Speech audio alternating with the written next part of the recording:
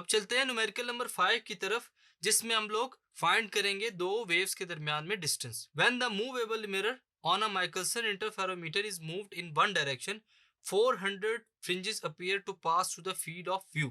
When light of wavelength of 500 nanometer is used, what is the distance through which the mirror has been removed?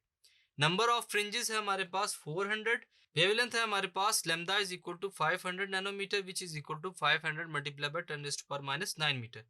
Distance T हम लोगों ने find करना है। For Michelson interferometer we know that lambda is equal to 2d over m। यहां से d की value निकालेंगे, d is equal to m lambda over 2।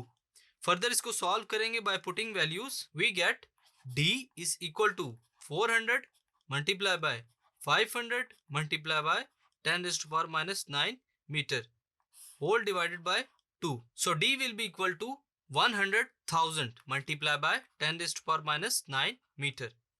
Or we can write this as 0.1 millimeter.